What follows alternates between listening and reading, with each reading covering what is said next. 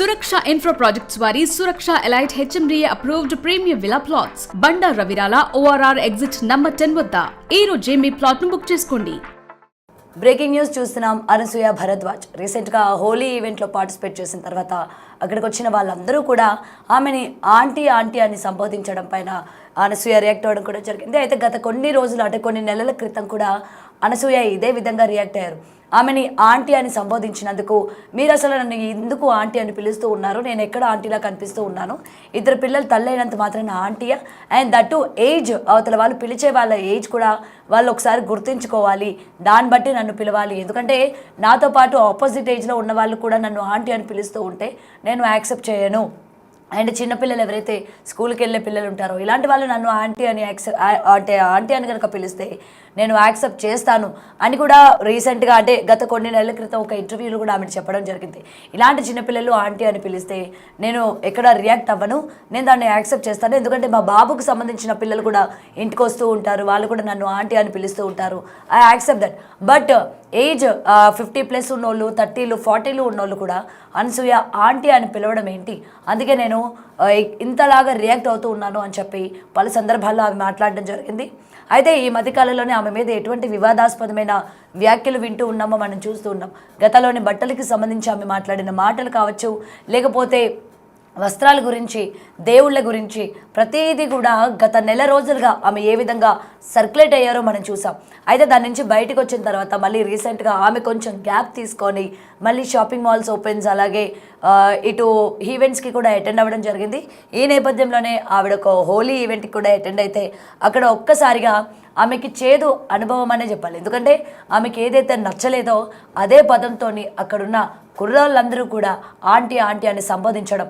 And ఇక్కడ మనం చూసుకున్నట్లయితే అనసూయ దానికి రియాక్ట్ కూడా అయ్యారు. మరి రియాక్ట్ అయ్యి ఏ విధమైన మెసేజ్ పెట్టారో కూడా ఆమె స్టోరీలో మనం ఒక్కసారి చూడొచ్చు.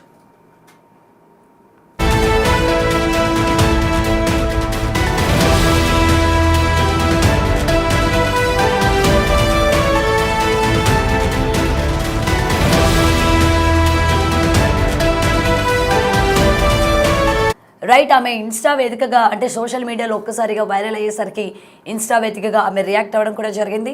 Waiting for the times when there will be a start to shaming people for their lack of empathy, for their inability to basic civic sense, for finding humor in someone else's pain. We need to start shaming the pride in ignorance. We need to shame the casual cruelty in ageism, sexism, misogynism. We need to shame the indifference that hides behind. It's not only a problem because the society that normalizes empathy slowly forgets what it means to be human. I'm not ashamed for being my own self, getting to a place to be celebrated. I'm proud of my journey and achievements. My resilience shows what I am. But what are you? Normalizing this kind of behavior, highlighting the molesters and abusers and trying to shame the one standing tall against all. Who are you? So ఈమె ఇదే చెప్పుకొస్తూ ఉండింది, నేను ఈరోజు ఏ పొజిషన్లో ఉన్నానో లేకపోతే నేను ఏది అచీవ్ చేశానో దానికి నేను ప్రౌడ్గా ఫీల్ అవుతూ ఉన్నాను అండ్ నేను సెలబ్రేట్ చేసుకోవడానికి వచ్చాను. బట్ మీరు ఎలా బిహేవ్ చేస్తున్నారు, మీరెవరు అసలు చెప్పడానికి, లేకపోతే ఒకరిని మీరు జడ్జ్ చేసే ముందు మీరేంటి అనేది ఒకసారి చూసుకోండి అని చెప్పి ఆమె స్ట్రాంగ్ రిప్లై కూడా ఇవ్వడం జరిగింది. ముఖ్యంగా గత 2-3 రోజులుగా ఇదే వీడియోస్ సర్క్యులేట్ అవుతున్నప్పటికీ అనసూయ ఎందుకు రియాక్ట్ అవ్వట్లేదు అని చెప్పి అందరూ ఈగర్గా వెయిట్ చేశారు. బట్ అనసూయ రియాక్షన్ చూసిన తర్వాత జనాల్లోని మినిమం ఎథిక్స్ లేవు, మీకు అసలు ఏదీ లేదు, మీరు నచ్చినట్టు మీరు మాట్లాడుకుంటూ ఉంటారు, మీరు రియాక్ట్ అవుతూ ఉంటారు, ప్రతి ఒక్కదానికి నేను రియాక్ట్ అవ్వాల్సిన అవసరం లేదు, వాట్ ఐ యామ్ అన్నది నాకు తెలుసు, నా అచీవ్మెంట్స్ లేకపోతే నా గ్రోత్ ఇవన్నీ కూడా నేను ప్రౌడ్గా ఫీల్ అవుతూ ఉంటాను అని చెప్పి మరొకసారి ఆమె రియాక్ట్ అయిన విధానం మనం చూసుకున్నట్లయితే ఎక్కడో హర్ట్ అయినట్టే కనిపిస్తుంది. మరొకసారి ఆమెను ఏ విధంగా ఈ యొక్క ఈవెంట్లోని ఎంత గోలగోల పెట్టారు ఆంటీ అన్నది ఒకసారి మీ వీడియో కూడా ఒకసారి విందాం.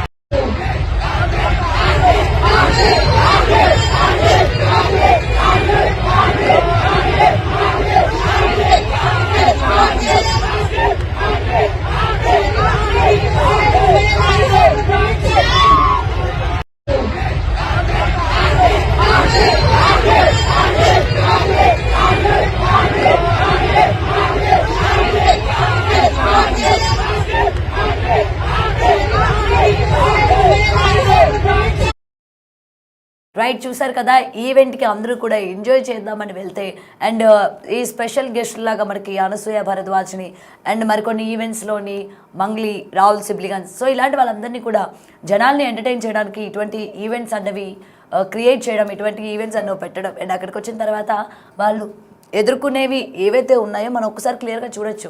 బట్ ఇక్కడ ఒకటి మనం చెప్పాలి, ముఖ్యంగా జనాలు కూడా ఇలాంటి పబ్లిక్ ప్లేసెస్లోకి వచ్చిన తర్వాత వాళ్ళని ఏ విధంగా మనం సంబోధిద్దాము, వాళ్ళు రీసెంట్గా ఏవైతే ఎదుర్కొంటున్నారో అది మళ్ళీ వాళ్ళ ముందు డైరెక్ట్గా అరుద్దాము అని ఏదైతే వాళ్ళు రియాక్షన్స్ ముందుగానే పెట్టుకొని వస్తూ ఉన్నారో ఇది ఒక రకంగా అభ్యంతరకరం చెప్పాల్సిన విషయమే.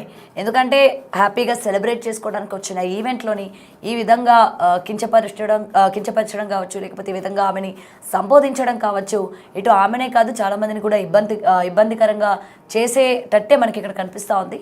సో ఏదైనా ఇవాళ అనసూయ రియాక్ట్ అయిన విధానం ఏదైతే ఉందో మరొకసారి ఆమె ఈ కాంట్రవర్సీలోని ఇంకొకసారి చిక్కుకుందా అని అంటే అవునన్నట్టుగానే మనకి ఇక్కడ క్లియర్గా కనిపిస్తుంది.